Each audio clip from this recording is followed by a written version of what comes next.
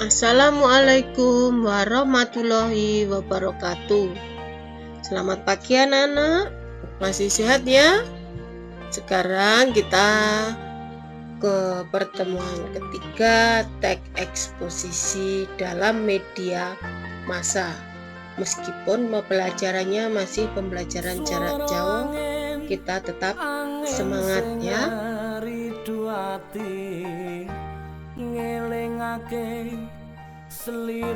Sekarang kompetensi dasarnya atau KD-nya 3.6, yaitu menelaah isi dan struktur teks eksposisi yang berupa artikel ilmiah populer dari koran atau majalah yang diperdengarkan atau dibaca.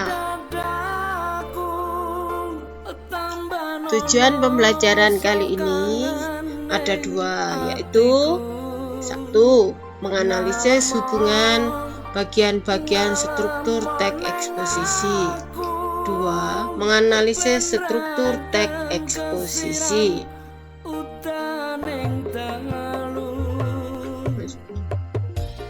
Di sini Ibu akan menjelaskan tentang struktur teks eksposisi. Struktur teks eksposisi ada 3. 1. Pendahuluan atau tesis yang isinya isu, permasalahan, atau pandangan penulis secara umum. Struktur yang kedua, isi atau argumentasi. Di sini berisi pendapat-pendapat atau fakta. Di pertemuan sebelumnya, di pertemuan 1 dan 2 sudah dijelaskan fakta dan opini. Struktur yang ketiga, penutup atau penegasan kembali. Di situ isinya tentang kesimpulan dan rangkuman. Di sini Ibu menjelaskan tentang penjelasan struktur teks eksposisi. 1. Pendahuluan atau tesis. Bagian ini berada pada bagian awal teks yang berisi topik yang diangkat oleh penulis. Selain itu, opini dari penulis juga termasuk di dalamnya. Opini ini membuat pembaca untuk memposisikan diri apakah pro atau kontra.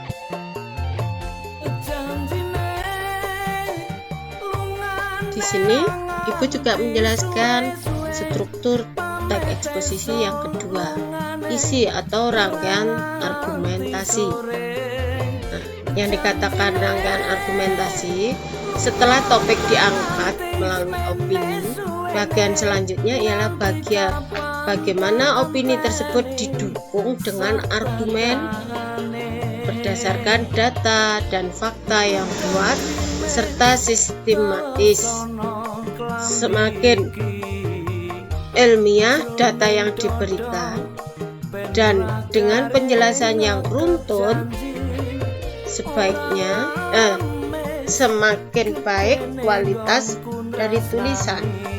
Karena itulah bagian ini pada umumnya lebih dari satu paragraf, sebab selain data dan fakta, di situ juga ada beberapa jenis teks eksposisi yang memberikan penyajian contoh beserta alasannya. Di sini struktur teks yang ketiga, yaitu penutup atau penegasan kembali.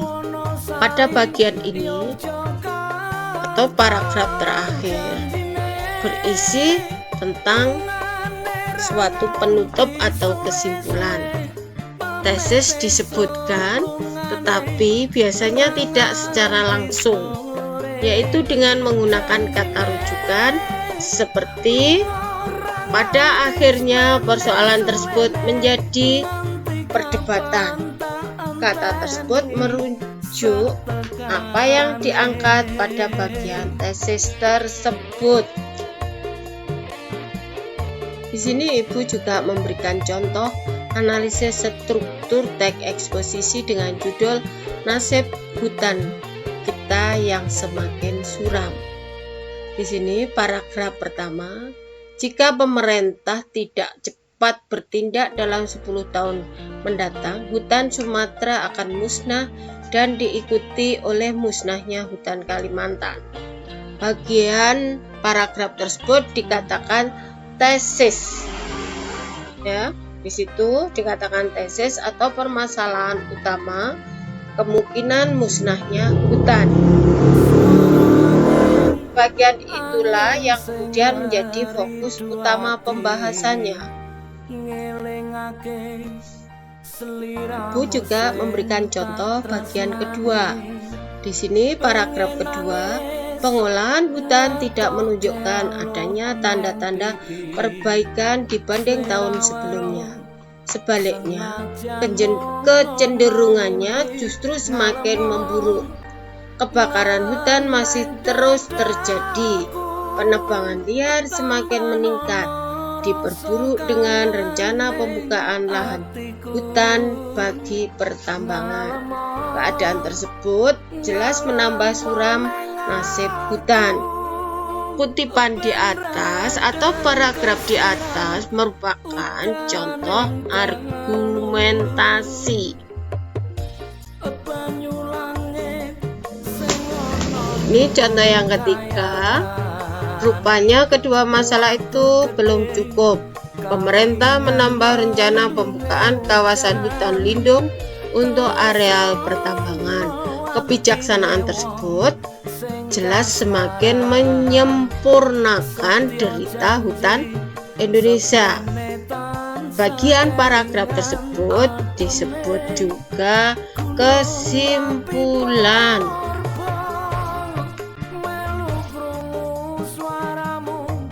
Demikian tadi penjelasan dari Ibu mengenai struktur teks eksposisi. Nanti kalau kurang jelas kalian bisa membaca buku paket atau tanya langsung ke saya, Bu Umi atau Bu Ajeng.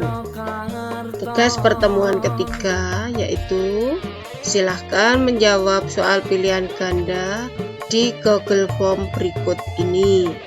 Jangan lupa kamu menuliskan nama, nomor absen ya, biar nanti mudah mengoreksinya.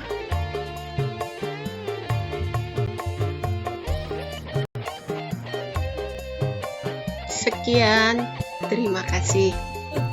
Semoga tetap semangat dan sukses selalu.